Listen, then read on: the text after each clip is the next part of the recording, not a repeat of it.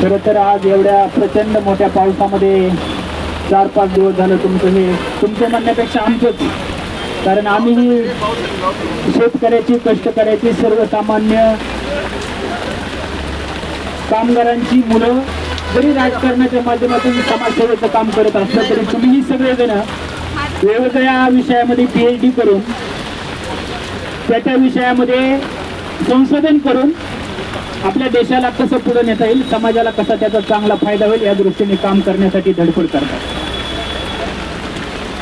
खरं तर PhD मध्ये जास्तीत जास्त काम करणारी लोक, इंजिनिअरिंग मध्ये PhD कमी लोक करतात, मेडिकल फील्ड मध्ये कमी लोक करतात, पण सगळे हे विषय PhD चे हे सोशल आणि सामाजिक जास्तीत जास्त असतात किंवा त्या विषयामध्ये लोक जास्त PhD करतात. कारण आपल्या PhDचा, आपल्या संशोधनाचा, एखाद्या ॲग्रीमध्ये PhD करणारा विद्यार्थी आहे, त्यांनी कुठलं नवीन ब्रीड आणलं, खतामध्ये काही नवीन प्रयोग केला तर माझ्या शेतकऱ्याला फायदा झाला पाहिजे.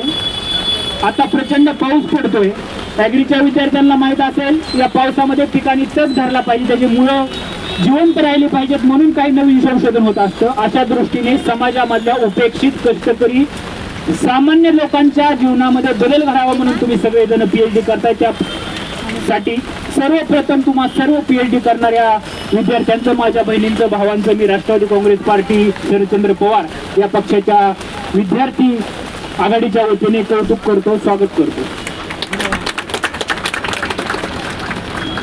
दुसरा मुद्दा तुम्ही सर्वजणांनी समजून घेतला पाहिजे. जे पॉलिटिकल सायन्स मध्ये, हिस्ट्रीमध्ये PhD करतायत त्यांना हे अवगत असेल की फेलोशिप कशासाठी देतात. PhD करणारे विद्यार्थी आधी हे तुम्ही आपल्याला जातीवरती बोलायचं नाही, पण जातीय समीकरण बघितलं, तुम्ही इकॉनॉमिकल समीकरण बघितलं तरी ते उच्च, इकॉनॉमिकली उच्च असणारे, जातीमध्ये उच्च असणारे हे सगळेजण PhD करतात. आताही आपण बघतो मोठे मोठे सगळे जे संशोधक कुठल्याही विषयामध्ये हे ते सहज PhD मिळवू शकतात. त्यांच्या 4-4 पिढ्या तिथं तुम्ही आपल्या आसपास बघितलं तर त्यांची 5वी पिढी ते सांगतात माझे पंजोबाचे आजोबा वकील होते, माझे आजोबा USA मध्ये डॉक्टर किंवा कशाची तरी प्रॅक्टिस करत होते. त्या लोकांना PhD ची गरज नाही, ते लोक इथं नसतील ही किंवा 1-2% असतील, पण आपण सगळेजण ही शेतकऱ्यांची, गोरगरिबांची मुलं आहेत. आणि या सरकारचं सगळ्यात महत्वाची गोष्ट तुम्ही समजून घ्या, हे सरकार हे सर्वसामान्यांच्या, कष्टकऱ्यांच्या, आपल्या शेतकऱ्यांच्या, गरिबांच्या विरोधातलं सरकार आहे.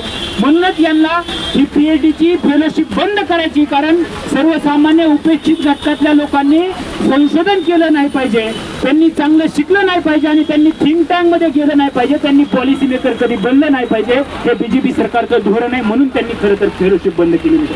हे तुम्ही व्यवस्थित नेक्सट समजून घेतलं पाहिजे.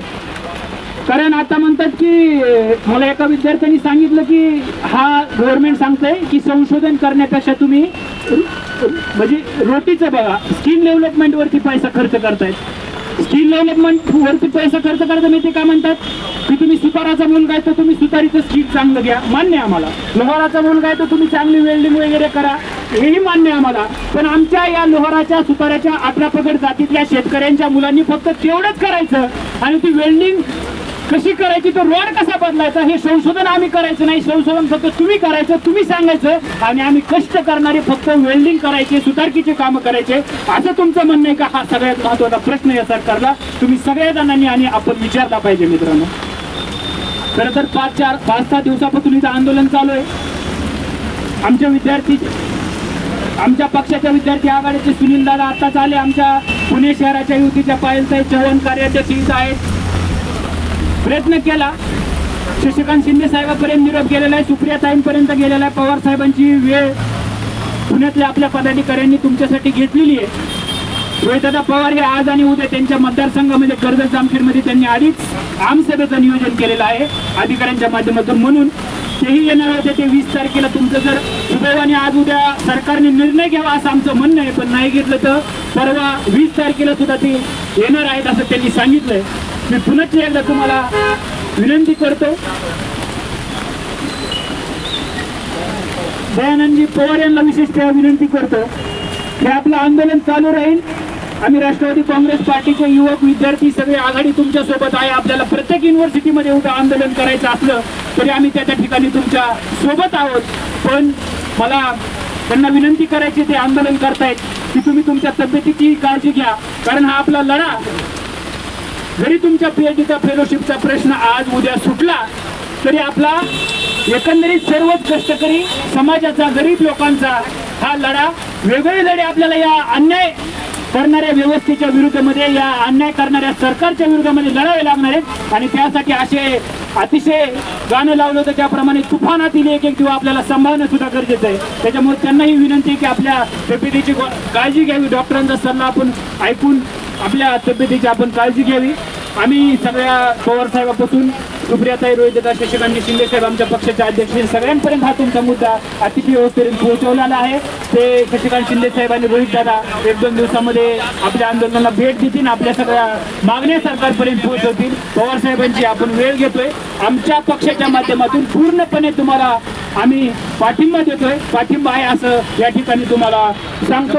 आणि तुम्ही सर्वजणांनी हा लढा आपला यशस्वी झाल्याशिवाय थांबू नये अशी विनंती करतो. आणि आम्ही सर्वजण तुमच्या सोबत आहोत असं आश्वस्त करतो आणि थांबतो. जय हिंद.